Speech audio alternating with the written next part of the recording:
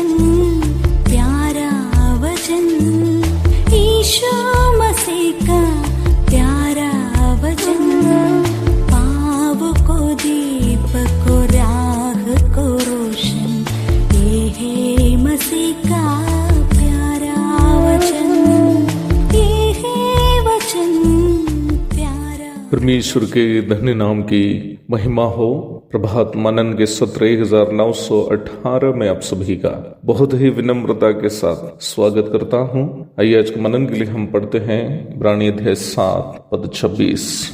अतः ऐसा ही महायाजक हमारे योग्य था, जो पवित्र और निष्कपट और निर्मल और पापियों से अलग और स्वर्ग से भी ऊंचा किया हुआ हो। हम बीते दिनों में लेवी महायाजकों के द्वारा चढ़ाए जाने वाले पाप बलियों की कमी पर चर्चा कर रहे थे और यीशु मसीह के श्रेष्ठता पर भी। प्रभु यीशु मसीह के द्वारा अपनी ही देह का अर्पण पाप बलि के रूप में चढ़ाए जाने के कर्म को हमारे लिए पर्याप्त प्रायश्चित बलि होने का तथ्य भी हम चर्चा की थी। शनिवार के मनन की समाप्ति हम एक प्रश्न पूछते हुए की थी, प्रभु यीशु मसीह भी मनुष्य तो था, फिर यीशु मसीह के द्वारा चढ़ाई गई पाप बलि हमारे लिए पर्याप्त पाप बलि कैसे हो सकती है? इस प्रश्न का जवाब हम 26वीं आयत में देखते हैं, जो हम प्रारंभ में पढ़े।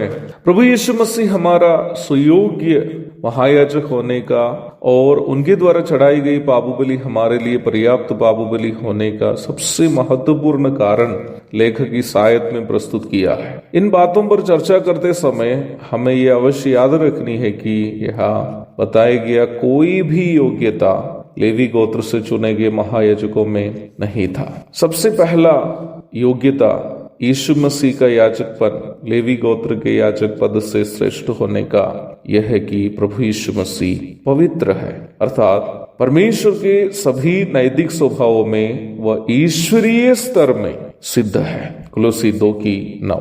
अर्थात एक भी लेवी याजक परमेश्वर के नैतिक स्तर में सिद्ध नहीं था, परंतु यीशु मसीह सिद्ध है। दूसरा कारण यीशु मसीह निष्कपट है, अर्थात उनके 33.5 वर्ष के यह संसार के जीवन काल में ना उनके साथी लोग ना उनके दुश्मन लोग उनमें किसी प्रकार की कमी देख पाई है। यूहन्ना 8:46, पतरस की पहली पत्री अध्याय 2 पद 22 और 23। यह मूल भाषा में उपयोग किया गया शब्द अकाकोस है, जिसका अर्थ इनोसेंट अथवा बेकसूर है। ये एक कानूनी शब्द है, अर्थात कानूनी प्रक्रिया के नजरिए में भी प्रभु यीशु मसीह बेकसूर था। मत्ती अध्याय 27 पद 23 से 24, लूका अध्याय 23 पद 14 और 15। तीसरा कारण यीशु मसीह निर्मल है। यहाँ उपयोग किया गया यूनानी शब्द अमियंतोस है, जिसका अर्थ अनडिफाइल्ड अथवा किसी भी प्रकार के कलंक से मुक्त है। यूहन्ना की पहली पत्र 3:5 में हम यीशु मसीह के बारे में इस प्रकार पढ़ते हैं, उसके स्वभाव में पाप नहीं। दूसरा कुरिन्थी 5:21 में हम यीशु मसीह के बारे में पढ़ते हैं कि वह पाप से अज्ञात था। He knew no sin। प्रेरित पौलुस जब ये बात कहता है तो आप इस बात को ना भूले कि पौलुस एक फारिसी था और न्याय व्यवस्था में गहरा ज्ञान रखने वाला व्यक्ति था। कहने का तात्पर्य यह है कि प्रभु यीशु मसीह न्याय व्यवस्था में दिए गए ईश्वरीय स्तर के अनुसार भी पाप रहित व्यक्ति है। न्याय व्यवस्था में दी गई जितनी विधियां हैं, उन विधियों के अनुसार भी यीशु मसीह एक पाप रहित व्यक्ति है। चौथा कारण, वह पापियों से अलग व्यक्ति है, अर्थात आदम से उत्पन्न मानव वंश में जन्म लेने के बावजूद भी उनका जन्म कुमारी लड़की से पवित्र आत्मा के द्वारा होने के कारण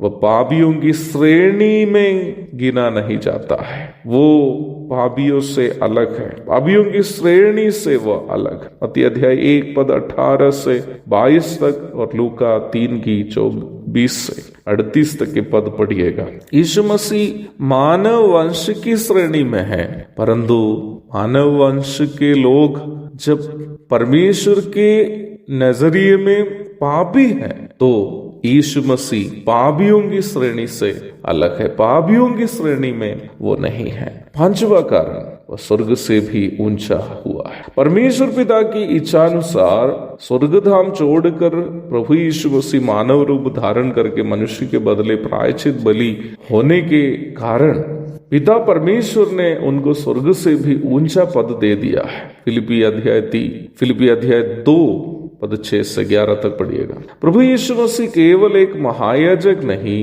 बल्कि स्वयं आराधना स्वीकार करने वाला, यहाँ तक स्वर्गीय प्राणियों की भी आराधना स्वीकार करने वाला व्यक्ति है। प्रकाशित वाक्य अध्याय 5 पद 9 से 14 तक पढ़िएगा। प्रभु यीशु मसीह लेवी गोत्र के किसी भी महायाजक से भी अधिक श्रेष्ठ महायाजक है, क्योंकि वह केवल बलि चढ़ाने वाले ही नहीं बल्कि आराधना को स्वीकार करने वाला भी है। उनका धन्य नाम की महिमा युगानुयुग होती रहे।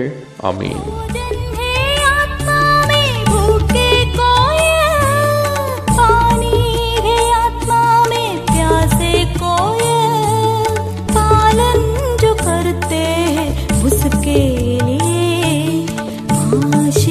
पाने का साधन है ये वचन, प्यारा वचन ईशो